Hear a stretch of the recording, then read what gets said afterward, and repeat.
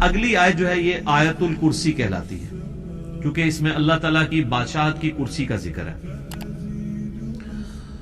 اس کی فضیلت میں کئی ایک احادیث ہیں۔ صحیح بخاری میں ایک بڑی ڈیٹیل حدیث ہے، مال غنیمت کی چوکیداری کے اوپر سیدنا ابو ہریرہ کو نبی صلی اللہ علیہ وآلہ وسلم نے مامور کیا، اور 3 راتوں تک ایک شخص آ کے وہاں چوری پرفارم کرنے کی کوشش کرتا رہا، تو حضرت ابو ہریرہ نے اسے پکڑ لیا۔ پہلی دفعہ پکڑا تو اس نے کہا چھوڑ دو، اگلی دفعہ نہیں آؤں گا۔ دوسری بار پکڑا تو اس نے کہا چھوڑ دو، اگلی دفعہ نہیں آؤں گا۔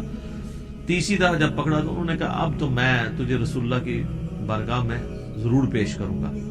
تو اس نے کہا کہ مجھے چھوڑ دو، میں تمہیں ایک ایسا وظیفہ بتاتا ہوں کہ اگر رات کو بستر پہ جاتے وقت تم وہ وظیفہ کر لو تو صبح تک اللہ تعالیٰ کی طرف سے تمہاری حفاظت کے اوپر فرشتہ مامور ہوگا، شیطان تمہارے قریب نہیں آئے گا۔ یہ حدیث صحیح بخاری میں 2311 ہے، انٹرنیشنل نمبر کے مطابق ہمارے صبح شام کے اذکار میں بھی ہم نے ڈالی ہوئی ہے۔ تو پھر اس نے جو وظیفہ بتایا وہ ہے کہ آیت الکرسی رات کو بستر پہ جاتے وقت پڑھ لیا۔ حضرت ابو ہریرہ نے اس کو چھوڑ دیا۔ نبی الاسلام ہر موقع پہ جب وہ صبح بتاتے تھے تو نبی صلی اللہ علیہ وآلہ وسلم فرماتے تھے وہ جھوٹا ہے، آج پھر آئے گا۔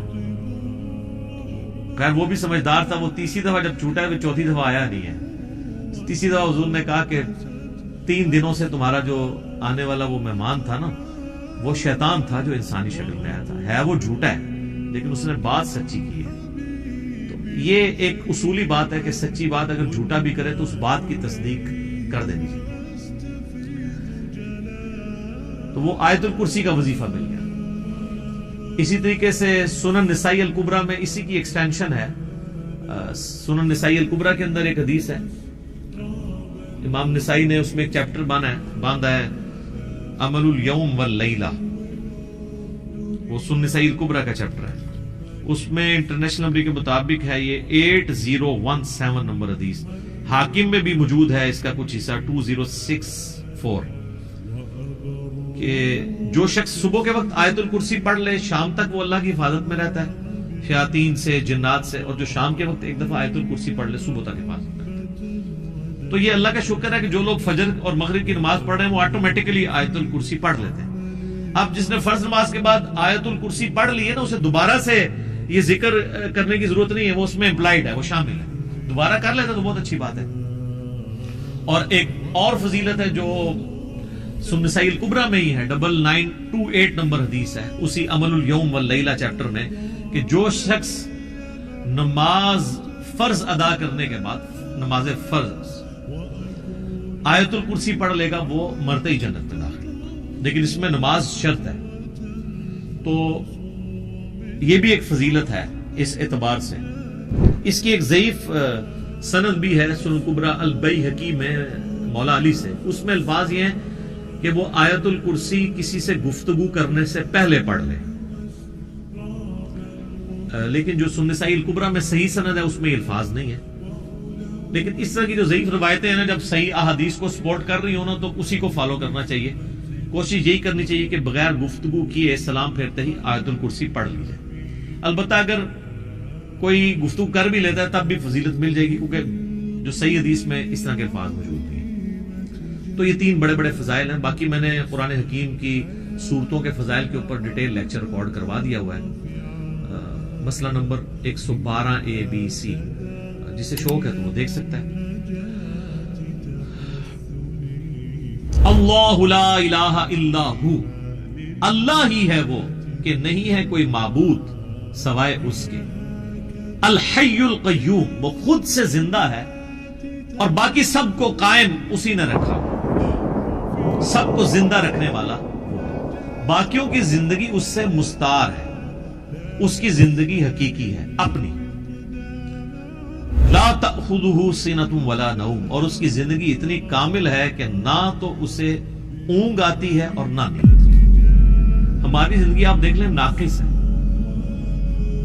ہم 24 گھنٹے کے اندر ایک دفعہ ضرور مر جاتے ہیں۔ موت نیند کی بہن ہے نا، اسی لیے آپ دیکھیں آپ کو جو رات کو سونے کی دعا سکھائی گئی ہے صحیح بخاری میں، اللہم بسمی کا اموت و احیا، اور اللہم باسمی کا اموت و احیا، دونوں الفاظ درست ہیں۔ تیرے نام سے زندہ ہوتا ہوں اور مرتا ہوں. اور صحیح بخاری میں جو صبح اٹھنے کی دعا ہے وہ تو ہے ہی ہے, اس میں تو ڈائریکٹ کلیئر ہو گیا. یہاں تو پھر بھی کوئی کہہ سکتا ہے کہ ایمبیگوٹی ہے کہ یہ اس نیند کا بھی ذکر نہیں ہے, لیکن اس میں تو واضح ذکر ہے الحمدللہ الذی احیانی بعد ما اماتنی, یا احیانا بعد ما اماتنا, جمع کے سیغے سے ہو, وَإِلَيْهِ النُّشُورُ. تمام تعریفیں اس ذات کے لیے جس نے ہمیں مرنے کے بعد دوبارہ زندہ کر لیا. پھر سورہ الزمر میں بھی آتا ہے کہ اللہ تعالیٰ ہی ہے جو رات کو جب تم سوتے ہو تو تمہارے نفس کو قبض کر لیتا ہے, پھر جس کو اپنے پاس رکھنا ہوتا ہے اسے روک لیتا ہے, جس کی باقی ہوتی ہے اس کو دوبارہ واپس بھیج دیتا ہے. تو نیند بھی موت کی ایک فارم ہے. ہماری جو زندگی ہے وہ بھی ناقص ہے, ہم ڈیپینڈنٹ ہیں اللہ کے اوپر اس اعتبار سے کہ جب چاہے وہ سانس روک لے, اور اس اعتبار سے بھی کہ 24 گھنٹے میں ہمیں ایک دفعہ سونا ہی پڑتا ہے, ادروائز آپ اگلے 24 گھنٹے. دنیا کا ذہین ترین آدمی, دنیا کا طاقتور ترین آدمی کتنے گھنٹے جاگ سکتا ہے؟ یہ بزرگ جو جاگتے رہے نا 1-1 سال یا 2-2 سال, کہانیاں نے, کوئی نہیں اٹھ جاگتے. جس کو ہے نا اس کو لے کے جاگ کے بتائے کوئی, اور کہتے ہیں جناب 3 سال تک کھایا پیا نہیں ہے. اس کے ساتھ اس کہانی کو کمپلیٹ کیا کریں, ساتھ یہ بھی کہا کریں کہ نہ کھادا پیتا نہ پیشاب کیتا, کیونکہ اگر کھایا پیا نہیں ہے تو پیشاب تو کھانے پینے کے ساتھ ہے نا. آپ کھانا پینا چھوڑ دیں پیشاب ختم ہو جائے گا. یہ ساتھ کیوں نہیں کہتے ہیں کہ 3 سال تک پیشاب بھی نہیں کیا, اور پھر اس طرح کا بندہ لے کے آنا, اس کا جو ہم کریں گے نا وہ ہماری ویڈیوز میں ریکارڈ ہے, آج چھوڑ دیں. لہو ما فی السماوات و ما فی الارض. اچھا دوسرا ہے نیند نہیں آئے گی اور اس سے اونگ بھی نہیں آتی, یعنی اتنی کامل زندگی ہے کہ ایک لمحے کے لیے بھی جھٹکا نہیں آتا. لہو ما فی السماوات و ما فی الارض, اسی کے لیے ہے آسمانوں اور زمین کی بادشاہی. اچھا آسمان ہمیشہ جمع کے سیغے کے ساتھ آتے ہیں, زمین سنگولر کے سیغے کے ساتھ, سوائے ایک پارہ نمبر 28 کے اندر کہ اللہ نے 7 آسمان پیدا کیا اور اس کے مثل زمینیں بھی. چونکہ یہ اللہ تعالیٰ کی طرف سے ایک میریکل پلانٹ ہے, روئے ارض. زندگی ابھی تک یہیں پہ دریافت ہوئی ہے, جس زندگی کو ہم جانتے ہیں, اس لیے اللہ تعالیٰ اسپیشلی اس کا ذکر کرتا ہے. تو قرآن میں جب بھی آئے نا کہ آسمانوں اور زمین کی بادشاہ تو اس مراد پوری کائنات. من ذا الذی یشفع عنده الا باذنہ, کس کی جرأت ہے کہ اللہ کے حضور کسی کی شفاعت اور سفارش کر سکے سوائے اس کے اذن. ظاہر کسی کی جرأت نہیں ہے. دنیا میں سفارش یہ ہوتی ہے کہ کسی شریف آدمی کو پکڑ کے پولیس لے گئی ہے تو ایک وہاں کا بڑا آدمی جا کے سفارش کرتا ہے کہ جی آپ کو غلط فہمی ہوئی ہے, میں اسے شروع سے جانتا ہوں, بڑا شریف آدمی ہے. آپ اللہ کو اس طرح کی سفارش تو کوئی نہیں کر سکتا کہ اللہ آپ کو غلط فہمی ہوئی ہے, بندہ غلط پکڑ لیا, ایسے تو ہو نہیں سکتا. اسی لیے اللہ نے کہا کہ اس کی جرأت ہے کہ مجھے کہے, مجھے سفارش کرے کسی کی, میرے کہنا نہیں. تو اب آپ دیکھ لیں بابوں کے بارے میں وہ دھونس کے عقیدے جو رکھے ہوئے ہیں, اسی تو آپ کو قرآن نہیں پڑھنے دیتے. جس نے یہ آیت پڑھنی ہے اس نے کہنا ہے کہ بابا کتوں آ گیا, کہتے تھے کوئی کھنگڑ نہیں دینا اللہ نے سوائے جس کو اذن دیا ہے محمد رسول اللہ صلی اللہ علیہ وسلم. اور وہ بھی ایک پوری دردناک حدیث ہے بخاری مسلم میں, حدیث شفاعت, کو یوٹیوب پہ میرا کلپ دیکھ لیں, شفاعت رسول صلی اللہ علیہ وآلہ وسلم کا عقیدہ. یعلم ما بین ایدیہم وما خلفہم, وہ جانتا ہے جو ان سے پہلے ہو چکا جو ان کے بعد. یعنی اللہ تعالیٰ ہمارا جس کی سفارش تم میرے پاس لے کے آؤ گے نا, مجھے پتا ہے اس نے پہلے کیا کیا اور آندہ کیا کرنا ہے, مجھے بتا رہے ہو. اور ایک معنی یہ بھی ہے کہ جو سفارشی بھی ہے نا, اللہ تعالیٰ ان کو بھی جانتا ہے کہ ان کا علم پہلے کا کیا تھا اور بعد کا علم کیا ہے. اللہ تعالیٰ نے ہر ایک کو اپنے علم سے گھیرا ہوا. وَلَا يُحِيطُونَ بِشَيْءٍ مِّنْ عِلْمِهِ إِلَّا بِمَا شَاءَ, اللہ کے علم کو کوئی نہیں گھیر سکتا سوائے اللہ تعالیٰ جس کے لیے چاہے تو اس کے اوپر کوئی علم آشکار کر لے. یعنی اللہ تعالیٰ کے علم کو کوئی اور مخلوق نہیں گھیر سکتی. اللہ نے سب کو اپنے علم سے گھیرا ہوا ہے, سوائے اس کے کہ وہ جو سورہ آل عمران میں بھی آتا ہے 179 نمبر آیت میں کہ اللہ کی یہ شان نہیں ہے کہ وہ اپنے غائب کے اوپر کسی کو اطلاع دے سوائے اپنے پیغمبروں کے, اور تمہارا کام ہے اللہ اور اس کے پیغمبروں پر ایمان لاؤ. پیغمبر وہ ہستی ہوتی ہے کہ جس کو اللہ تعالیٰ غیب کی خبریں دیتا ہے, غیب کا علم دیتا ہے اتنا جتنا اس کے لیے پسند فرماتا ہے. علم الغیب کے اوپر میرا مسئلہ نمبر 6A اور 6B آپ دیکھ سکتے ہیں, وہ ڈیٹیل ٹاپک ہے. تو جتنا جس کے لیے چاہتا ہے اللہ ظاہر فرماتا ہے, اور جس کے لیے نہیں چاہتا ظاہر نہیں فرماتا. اچھا یہ اب بعض علم الغیب ایسے ہیں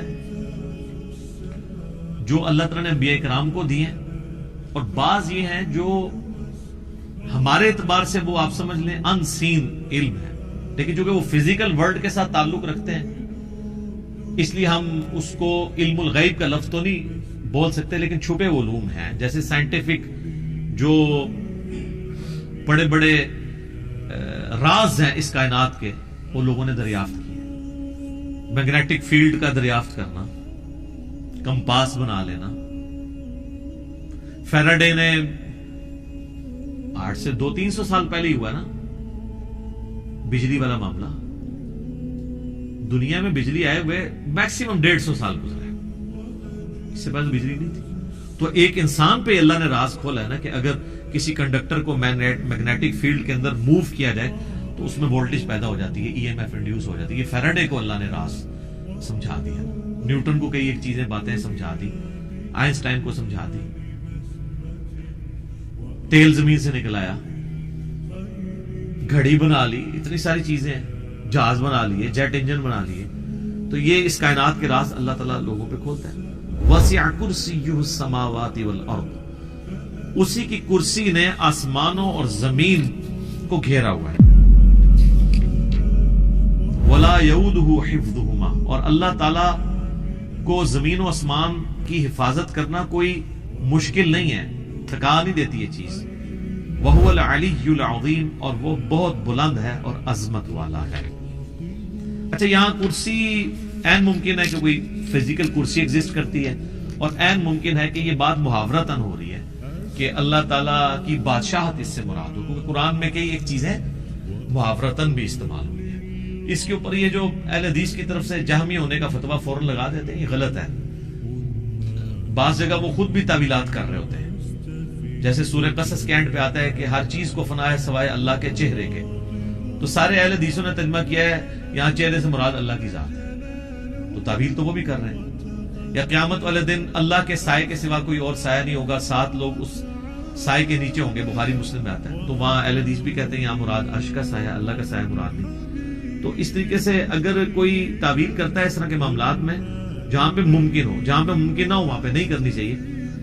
مولانا مودودی تو دونوں طرف گئے ہیں کہ این ممکن ہے کرسی ہو، اور این ممکن ہے کہ اس سے مراد ایک محاورتاً بات ہو کہ اللہ کی بادشاہی نے گھیر رکھا ہے ہر چیز کو، اور اس کی یعنی صرف اللہ تعالیٰ نے یہ بنا کے مخلوق چھوڑنے دی، بلکہ اس کی حفاظت بھی اپنے ذمہ لی ہوئی ہے، اور وہ ایسی حفاظت نہیں ہے کہ کوئی اللہ تعالیٰ کو مصروف ہو گیا کہ اتنی مخلوقات پیدا کر کے اب کیا کرے گا، وہ ایسا نہیں ہے، بلکہ وہ اللہ تعالیٰ نے پہ کوئی گرا نہیں ہے اس کی، وہ تو سورۃ الانعام میں ہے کہ زمین کی گہرائیوں میں کوئی دانہ نہیں پھوٹتا، نہ زمین کے اوپر نہ سمندروں میں کوئی پتا بھی گرتا ہے مگر اس کے علم سے، اور اتنا کامل علم ہے کہ اللہ نے یہ سب کچھ ہونے سے پہلے ہی لوح محفوظ میں لکھ لیا ہے، تو ایک ڈیٹیل ٹاپک ہے۔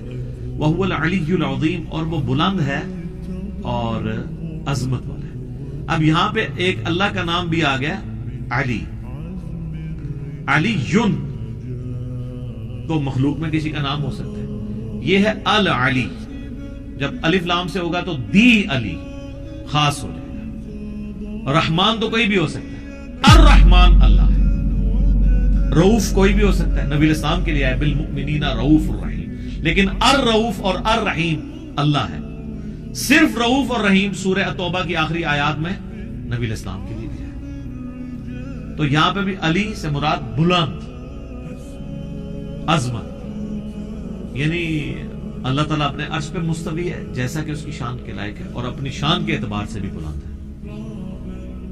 اب یہ آیت الکرسی پہ تو گھنٹوں بولا جا سکتا تھا، میں نے اتنا حصہ کور کیا ہے جتنا ایک عام بندے کی ضرورت ہے، کیونکہ آپ سمجھیں کہ قرآن حکیم میں جتنی بھی آیات اللہ تعالیٰ کی اسماء و صفات کے اعتبار سے یا اس کی قدرتوں اور شانوں کے اعتبار سے آئیں گی، آلموسٹ ان کی جڑ جو ہے وہ آیت الکرسی کے اندر موجود ہے، تو یہ اس پہ تو گھنٹوں بولا جا سکتا ہے، لیکن جتنی میں نے اجمالاً اس کی تفسیر بیان کر دی ہے، اس تفسیر کلاس کے اندر اتنی کافی ہے، باقی تو جیسے جیسے اللہ تعالیٰ کی شانوں کا ذکر بیچ میں آتا چلا جائے گا وہ انشاءاللہ تعالیٰ ہم اس کو کور کرتے جائیں گے۔